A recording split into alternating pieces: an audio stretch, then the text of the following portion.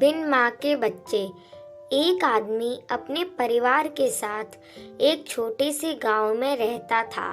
उसके दो छोटे बच्चे थे। उसकी माँ की मृत्यु हो गई थी। बच्चों की देखभाल के लिए पति को दूसरी शादी करनी पड़ी। कुछ सालों के बाद सौतेली माँ भी दो बच्चों की माँ बन गई।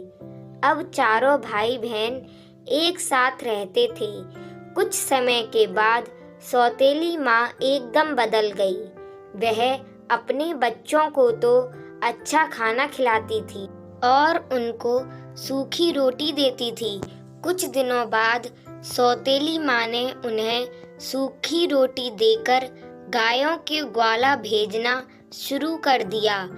अब वे दिन भर ग्वाला जाते और भूखे प्यासे शाम को घर आते थे। ऐसे समय में उन्हें अपनी माँ की बहुत याद आती थी। एक दिन दोनों बच्चों ने अपनी सूखी रोटी अपनी काली गाय को देते हुए कहा, माँ, तुम हम पर ऐसी दया करो जैसे हमारी माँ करती थी। इतना कहते ही गाय के थनों से दूध निकल आया। दोनों बच्चों ने खुश होकर भरपेट दूध पिया। अब रोज सूखी रोटी उसे देते और गाय उन्हें भरपेट दूध पिलाती थी। इससे वह खुश रहते थे और उन्हें ग्वाला जाना भी अच्छा लगने लगा। कुछ ही दिनों के बाद सौतेली माँ ने बच्चों के चेहरे में लाली देखी तो आश्चर्य में पड़ गई। उसे अपने बच्चों पर बड़ी दया आई। वह तो दुबले पतले ही थे।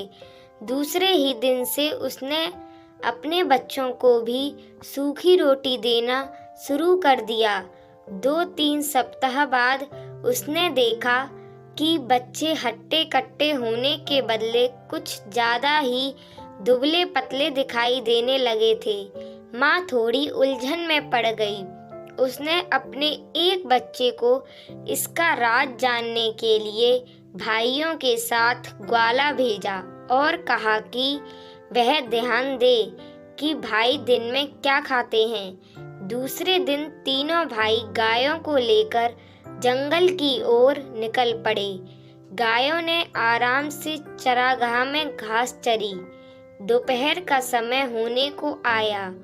बच्चों के पेट भूख से कुलबुलाने लगे, पर उन्हें हिम्मत नहीं आ रही थी कि वह गाय से दूध मांगे। उन्हें डर था कि उनका सौतेला भाई माँ से चुगली ना कर दे। भूख सहन से बाहर होने पर वह भाई से बोले कि हमारी काली गाय हमें दूध देती है, इसी से हम अपनी भूख मिटाते हैं। यह बात तुम किसी को मत बताना। भाई ने कहा, मैं इस बात को किसी से नहीं कहूँगा, चिंता मत करो। अब दोनों भाई खुश हुए और अपनी रोटी गाय को देते हुए बोले, ओ प्यारी माँ, हम पर ऐसी दया करो जैसे हमारी माँ हम पर करती थी। ऐसा सुनते ही गाय ने तीनों भाई को पेट भरकर दूध पिलाया। शाम होने पर तीनों भाई गाय को लेकर घर आए तो माँ ने अपने बच्चे से पूछा, तुमने चरागाह में क्या खाया? बेटे ने कहा, हमने वही खाया जो तुमने हमें दिया था। वह तो ऐसा भी नहीं था जैसा खाना कुत्तों को मिलता है।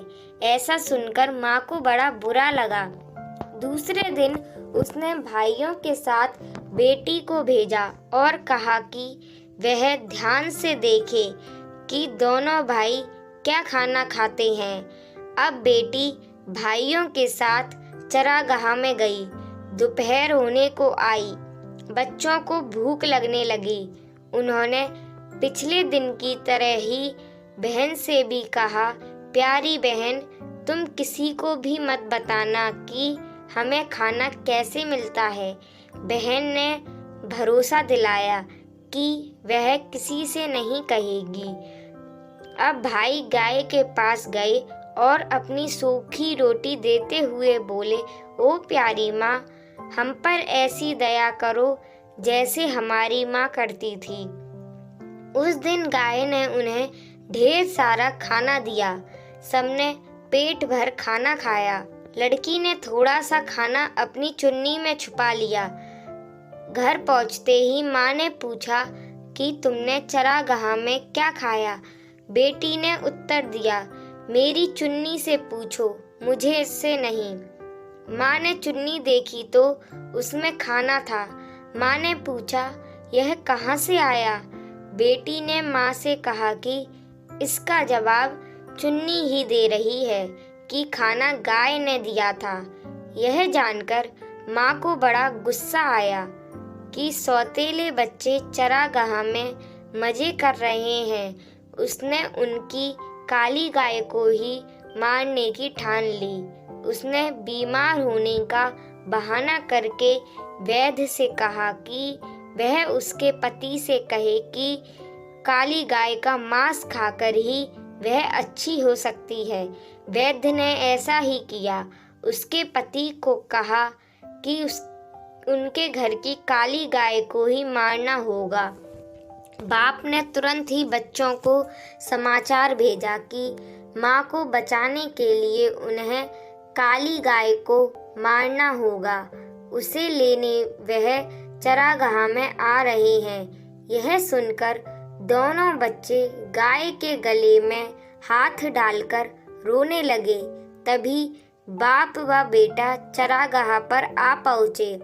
उन्होंने गाय के गले से लिपटे बच्चों के हाथों को हटाकर उन्हें दूर किया और घर को चल पड़े।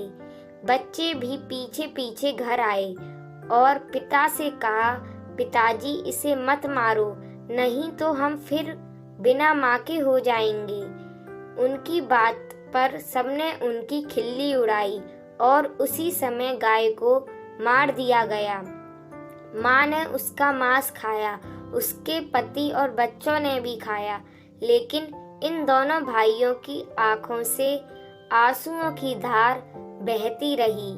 वे कुछ भी नहीं बोले और जो मांस उन्हें मिला उसे वह अपनी खेत में ले गए।